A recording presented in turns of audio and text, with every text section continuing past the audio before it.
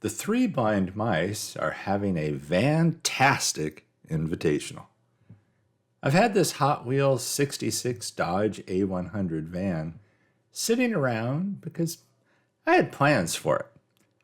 Now seems to be the perfect time for those plans.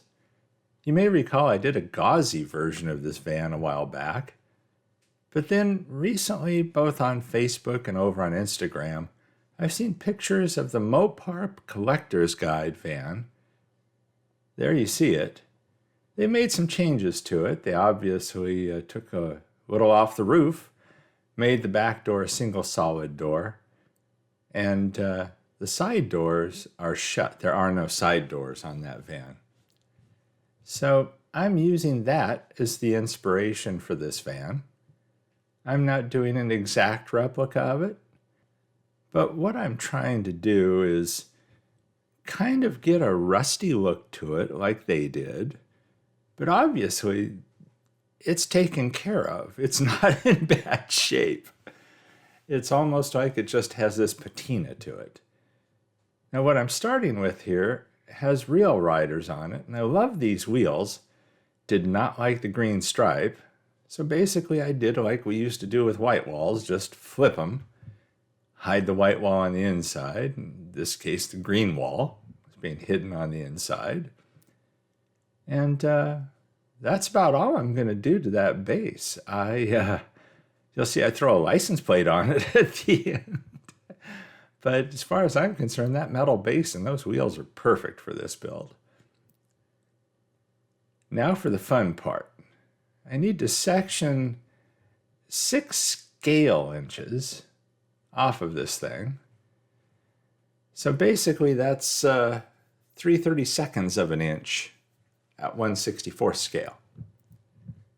So I got the right size of tape masked off where I wanted to do it on the roof line. I figured that was about the best spot. I didn't want it too close to the top, didn't want it too close to the bottom. Maybe those are poor choices. I do believe if I was approaching this again, I wouldn't have used the jeweler saw. I would have used the solid bladed X-Acto saw blade. There you see me having to lubricate the blade with a little beeswax again, because this was a lot of cutting. But it all works out in the end. I chopped the top off first at the bottom of the cut. And then, like right here, all I've taken, that is just the first cut, is all it is. I haven't taken the 6 inches off yet. But there you see, I'm trying to eyeball it and see how it's going to turn out. And it's hard to believe how much, at least I fumble around with it as I'm trying to do this, you know. It's funny how it's hard to hold because it's cut. So after I made that cut, I needed to then cut a thin slice off of the roof line that you see sitting there. I kept the post entirely intact at this point. I did have to get rid of the back door, as I mentioned before, is being converted into a solid door, so I had to get rid of that little stub of the window frame. Get rid of that on both the bottom and top edges, and it seemed like the nippers were the best way to go for that. Obviously, there's a boatload of, sanding and filing ahead of me on this, and I kept looking at it over and over and wondering if I was insane even attempting this. Now you see me taking that additional, you can barely see the tape there, but it's there. And now I'm holding the post to make the cut of that very thin section. If you take a look at the right-hand side of this picture, you see the thin sliver I took off of one side of the roof already. Again, I do believe it was a mistake probably using the jeweler saw. I think it would have been far easier to get a nice straight cut, almost a more consistent cut with the X-Acto saw blade, but I was stupid. This just seemed like the way to go, and I always tend to lean towards the jeweler saw for cuts. However, these were long, straight cuts, truly ideal for that other saw.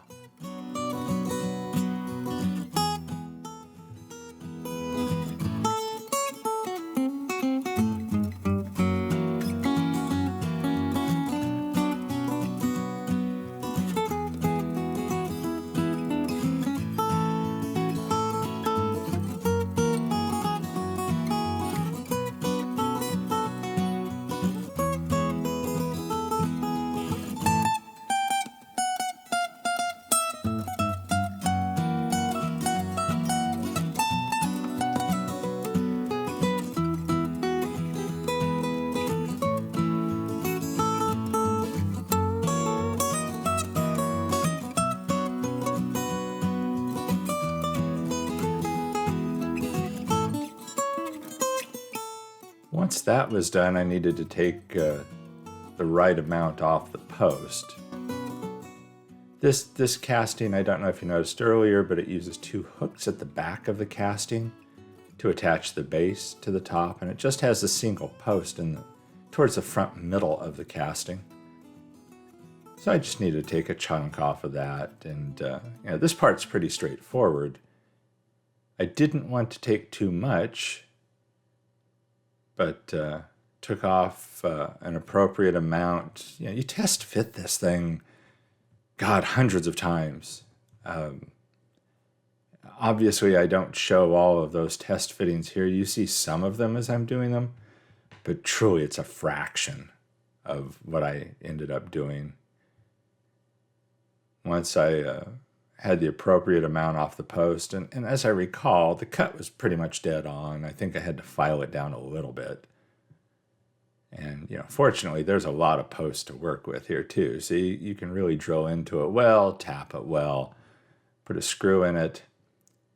And then you end up in kind of an interesting situation where you have this roof piece that you can kind of snug fit to the rest of the body because now it's tapped, putting the base in place. So there you see me hook on the main portion of the body, and then obviously this roof section is not only shorter lengthwise, but also widthwise than the original casting.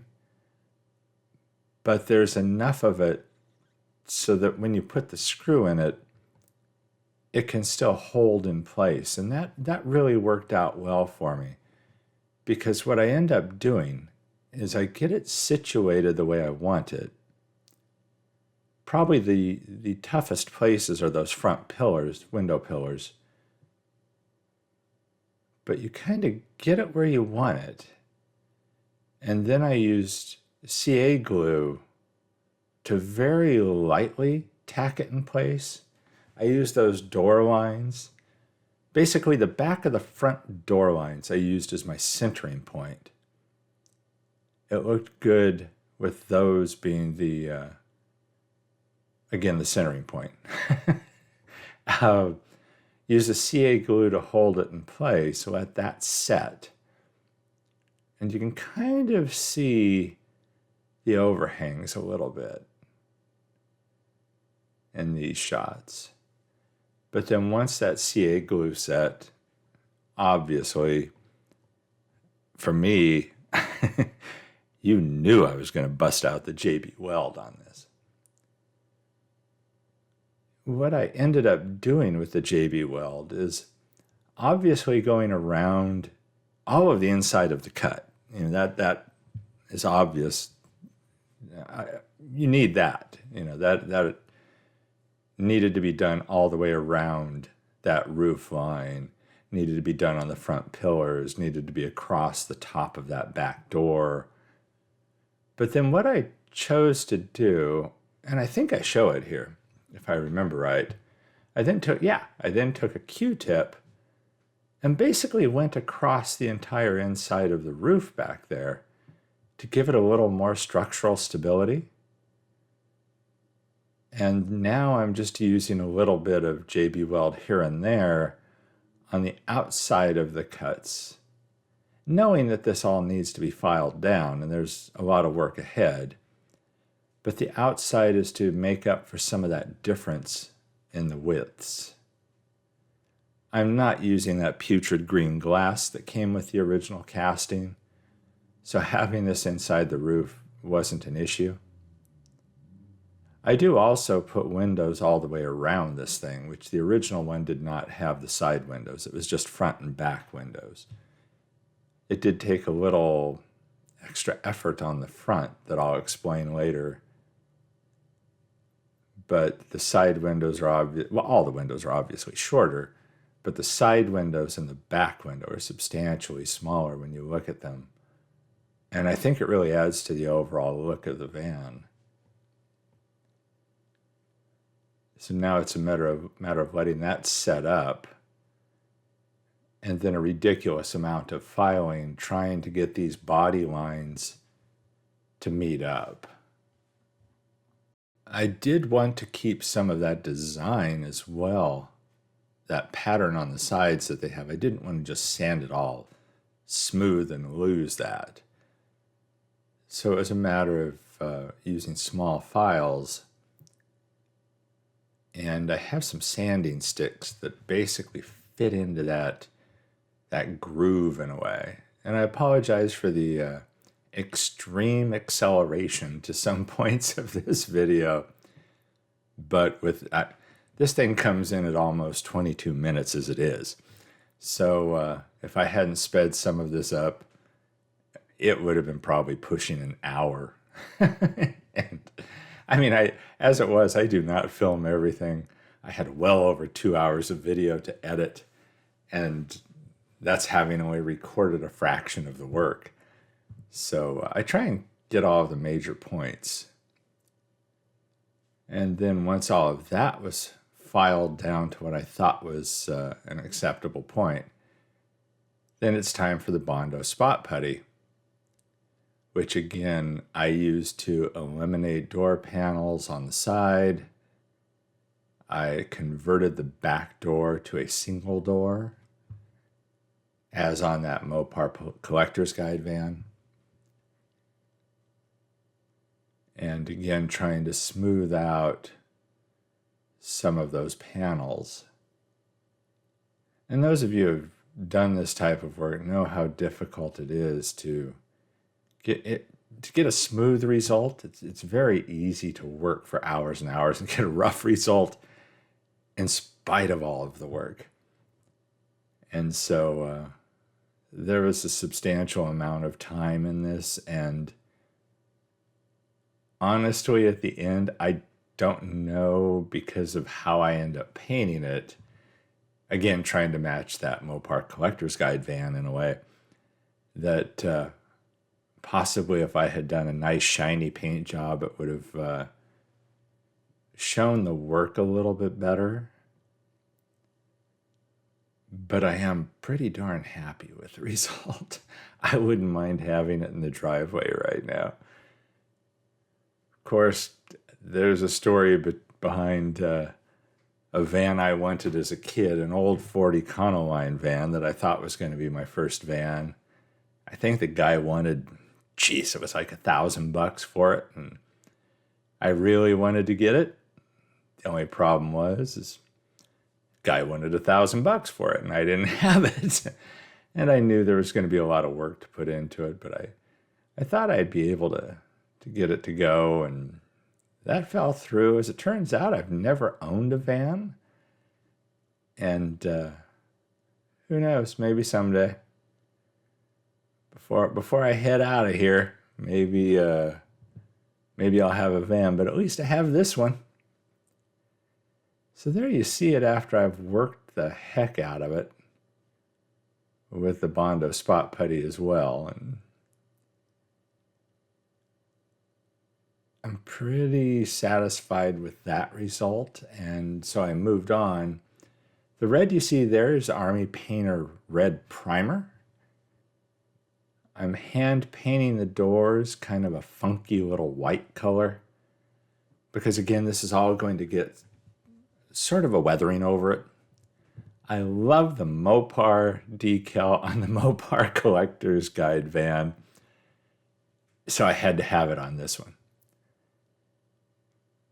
So I cut that, I printed up that white decal and cut it as close as possible. And then, since this is a 3 Blind Mice invitational, I thought, well, instead of the Mopar Collectors Guide logo on the door, it's only appropriate to throw 3 blind mice there. After that was done, I hit it with a gloss clear. I hit it with a gloss clear on the body before doing the decals. Threw the decals on. It was a very light coat of gloss clear to get the decals to adhere as good as possible. Then I loved putting this little tiny license plate decal on the base. I went over that with a matte acrylic varnish. And there you see it before I add the weathering. There's part of me that kicks myself for weathering it. But at the same time, I don't know, I like that red look on it. And so I kick myself, and yet I don't kick myself. And then I just wanted just this light rusty patina over the whole thing, which I know some are going to say, oh, but nothing rusts that way. Well, I'm not going for a junkyard beat to hell rust look. I'm truly going for, in a way, an artificial rust look, a light rusting over the entire thing, a weathering to the entire body. And so I did that with AK Interactive's light rust wash and a sponge, as you saw there. And I went over that with a matte clear coat because I didn't want shiny rust. It went over the decals really well. I'm like the way this rust turned out, this light rust coat.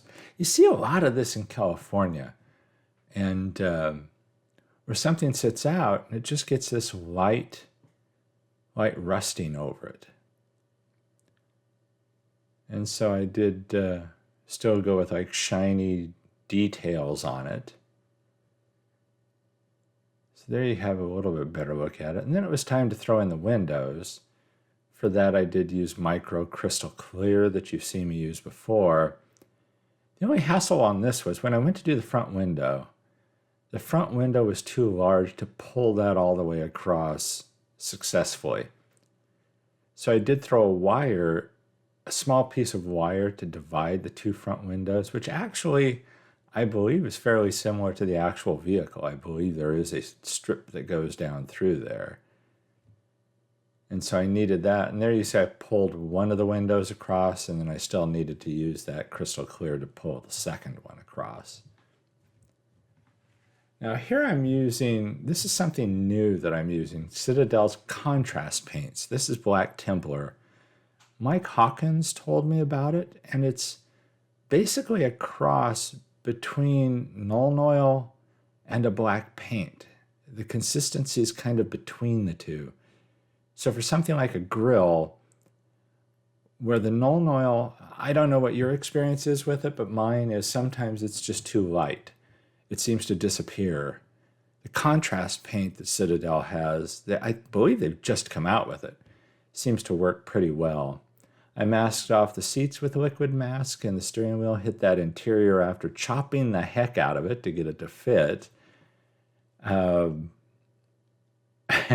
Masked the seats and the steering wheel off, pulled that off, and had the silver remaining from the original interior. The thing that fought me on that interior going in is I forgot about the angle. I chopped the right height off, but I also needed the taper on the wall behind the seats to come in because that taper had changed because of sectioning that top. I hope that makes sense the way I said it. I know what I meant. hopefully you do too. So there's where we ended up. And of course it's a roller because, hey, it's still on those original reel riders and everything. So there's where we started. This has been a lot of fun. I've had this in mind for a while, so doing it for this 3 Blind Mice event just seemed perfect. I hope you like this build. I'm pretty darn happy with it, and it's a little different than what I usually do. But like most things, I try to have a lot of fun with them. And this was definitely that. It was a challenge, and it was fun. Please check out the builds of the other 3 Blind Mice, as well as everybody else participating in this build. I believe there's quite a few people doing things, so I'm sure there's going to be a lot that are a lot prettier than this one. But hope you like this. And I do have some glamour shots coming up as well next to the gauzy van that I did earlier, the same casting. But you'll get a chance to see how it was sectioned. You can see how it is a scale 6 inches lower than the other one. The top is. So thanks for watching this video. And thanks to my Patreon members for all of their support. Everybody stay safe and healthy out there, and I'll catch you in the next one.